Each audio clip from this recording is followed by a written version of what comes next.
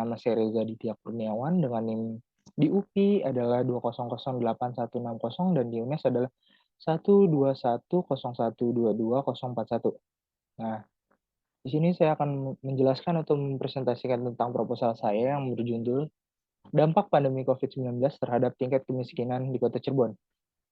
Ya, langsung saja. Yang pertama ada bab 1 yaitu bab pendahuluan. Nah, dilatar belakangi oleh masalah-masalah yang ada di kota-kota besar yaitu kemiskinan yang disebabkan oleh COVID-19 ini. Nah, menurut laporan dari Badan Pusat Statistik Kota Cirebon, dalam websitenya tertulis bahwasannya pada tahun 2021 tingkat kemiskinan di Kota Cirebon mencapai 31.980 orang, yang kalau dipersenkan yaitu 10,03%. Hal ini sangat memprihatinkan dari tahun sebelumnya, yang dari hanya 1.370 orang menjadi 30.610 orang, meningkat sebesar 9,52% dari tahun sebelumnya. Nah, pemerintah ini harus mewaspadai tingkat kemiskinan yang semakin naik dapat memicu berbagai permasalahan sosial.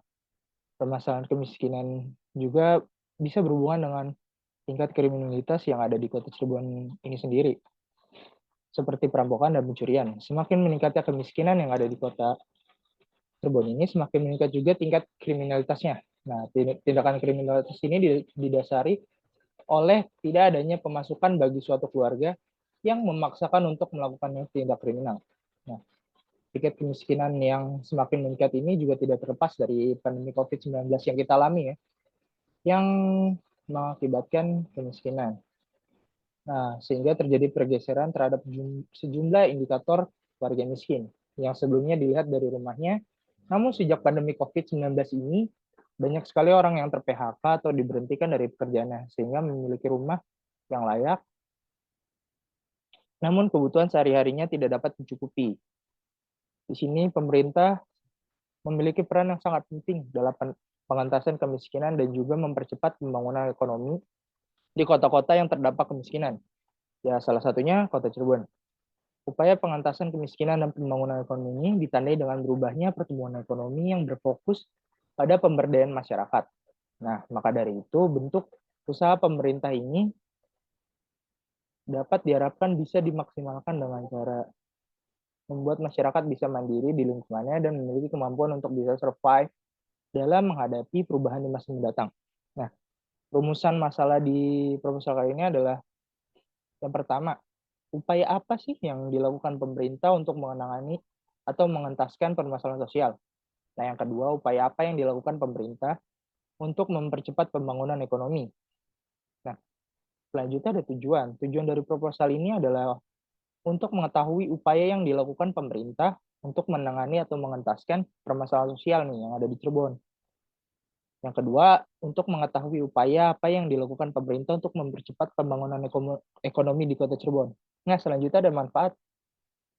Manfaat di sini dibagi terjadi dua. Yang pertama ada manfaat teoritis, yang dimana manfaatnya sebagai bahan referensi dan untuk menambah wawasan peneliti, juga menambah wawasan bagi pembaca ya.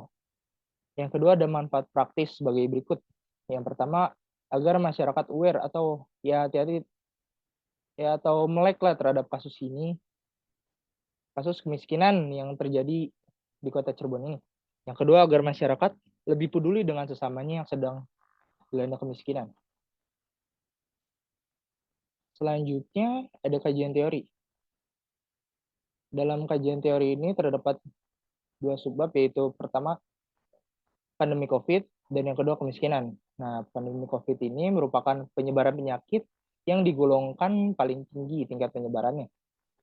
Jika penyebaran penyakit tersebut menyebar dengan sangat cepat ke seluruh dunia, penyakit tersebut bisa menyebabkan pandemi. Pandemi yang sedang terjadi sekarang adalah pandemi COVID-19 ini. Menurut WHO, wabah yang disebabkan oleh virus SARS-CoV-2 ini menginfeksi saluran pernapasan dan banyak menyebabkan penyakit bawaan makin parah, bahkan bisa sampai kematian.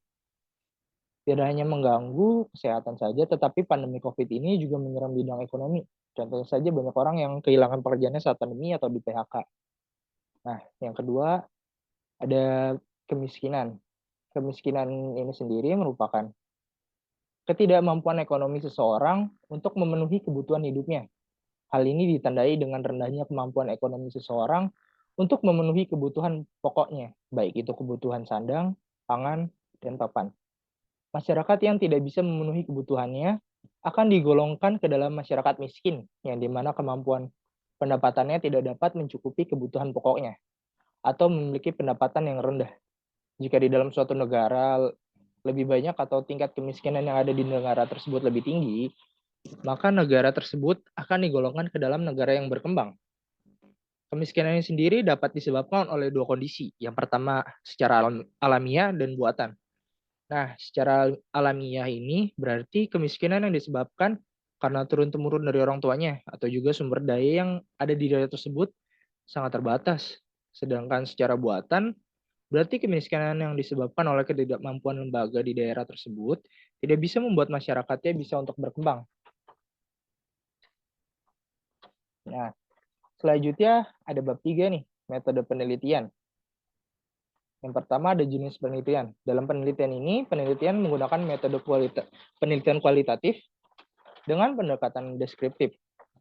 Penelitian ini dilakukan untuk mengetahui dan memahami seberapa berpengaruhnya sih pandemi COVID-19 ini terhadap kemiskinan serta menggunakan pendekatan deskriptif agar mendapatkan gambaran umum tentang dampak pandemi COVID-19 ini terhadap tingkat kemiskinan yang ada di Kota Cirebon. Nah, lokasi dan waktunya. Lokasi penelitian ini dilakukan di Kota Cirebon dari rentan waktu April sampai Desember 2020.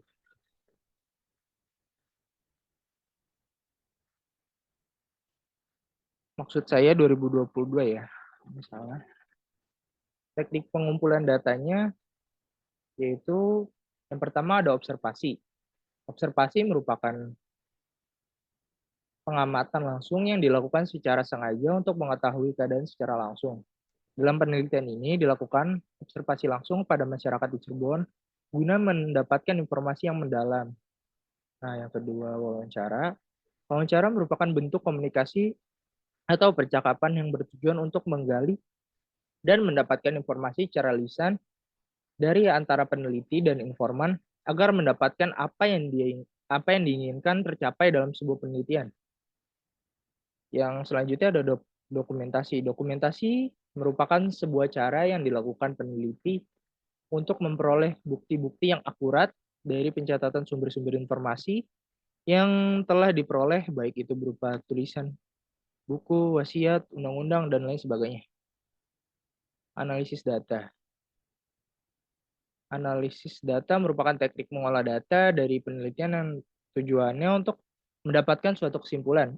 Terdapat 3 teknik mengolah data yang biasa digunakan. Yang pertama reduksi data, yang berarti merangkum, mengarahkan, mengorganisasikan data yang dianggap penting, yang tujuannya adalah untuk melihat data dengan lebih jelas, dan tujuan utamanya untuk membantu peneliti mengumpulkan data. Yang kedua, penyajian data adalah kegiatan menyusun data dan juga menginterpretasikan data yang berasal dari informan untuk nantinya bisa ditarik kesimpulan. Yang ketiga adalah penarikan kesimpulan adalah merupakan hasil-hasil analisis berdasarkan apa yang telah disajikan oleh informan sehingga dapat menyelesaikan masalah dalam penelitian. Selanjutnya, ini ada sumber referensi ya, yang pertama dari Ansori yang judul Paper Knowledge Toward a Media History of Documents. Nah, terusnya ada dari jurnal Peran Zakat dan Pertumbuhan Ekonomi Mengatasi Masalah Kemiskinan di Indonesia tahun 2002 sampai 2013. Selanjutnya ada analisis tingkat konsumsi masyarakat terhadap kondisi ekonomi di Kota Cirebon. Dan selanjutnya keterlibatan masyarakat dalam program Rumah Tidak Layak Huni di Desa Pabedilan Kulon, Kecamatan Pabedilan, Kabupaten Cirebon.